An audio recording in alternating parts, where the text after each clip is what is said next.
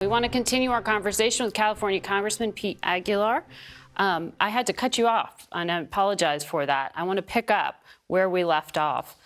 You are now finishing up this lame duck session before you move into this leadership role. We are seeing the focus really just being on keeping the government funded. As part of that, will you be able to put in the hundreds of millions of dollars that so many mayors are asking for to shore up border security in the next few weeks? You're from California. I saw a number of California mayors wrote this letter this past week. I'm not familiar with the letter. I'm a member of the Homeland Security Appropriations Committee, though.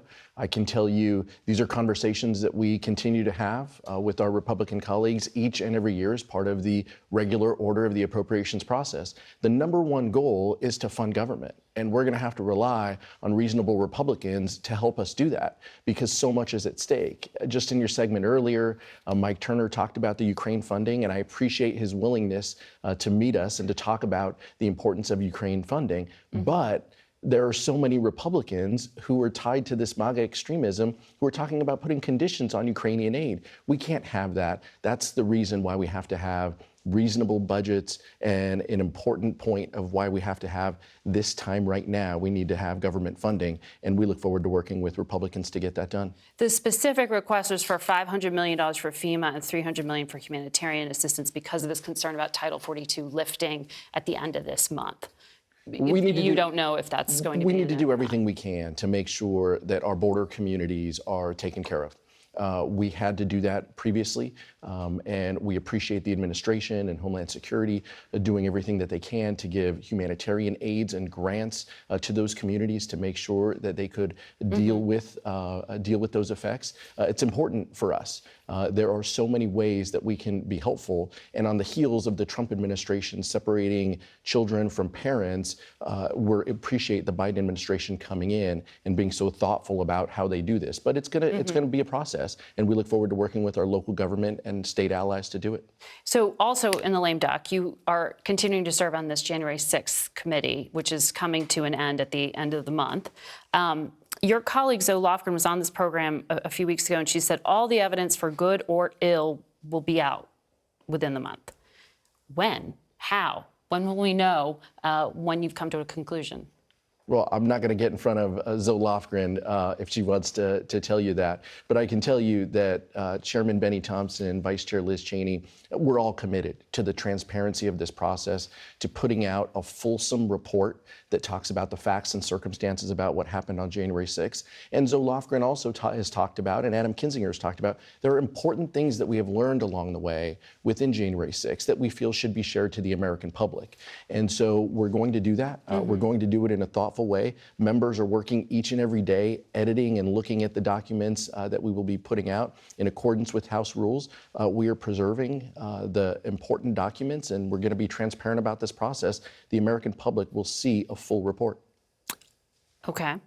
Will the Justice Department get all the underlying documents? Merrick Garland said at a press conference earlier in the week that they'd like to get a hold of your evidence. We look forward to the Department of Justice and the American public seeing all of the work that we have done.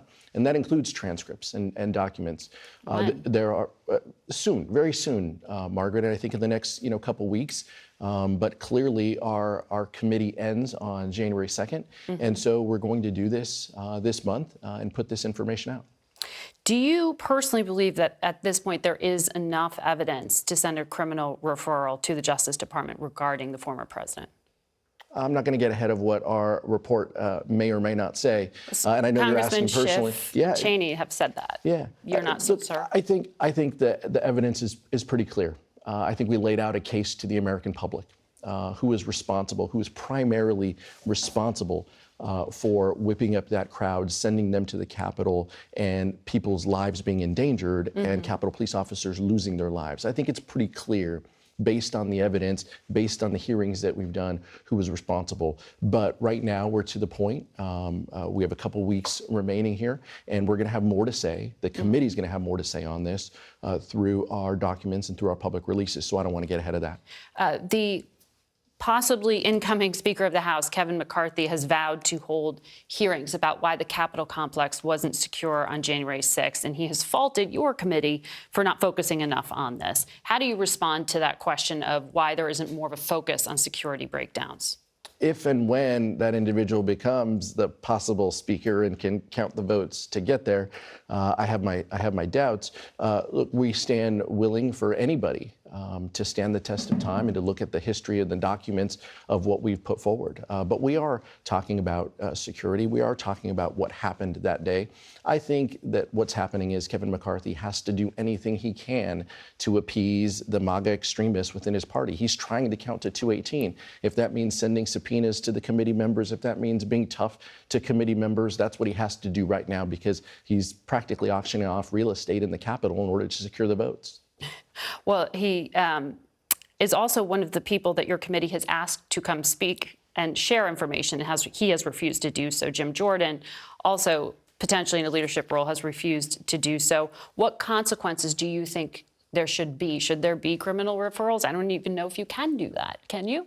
No, that's not our intent. What we wanted to lay out to the American public is that those individuals, Jim Jordan and Kevin McCarthy, are fact witnesses to the events that happened. They talked to the president multiple times on that day. There's information that they can share. There's information that they shared on national TV and to their own colleagues in that moment. The fact that they don't want to share it to us so we can put together a fulsome report just shows that they aren't unbiased. And so that's why there's a little smirk when you ask me about Kevin McCarthy and January 6th, because he's someone who hasn't been completely honest about what he knows and what happened that day.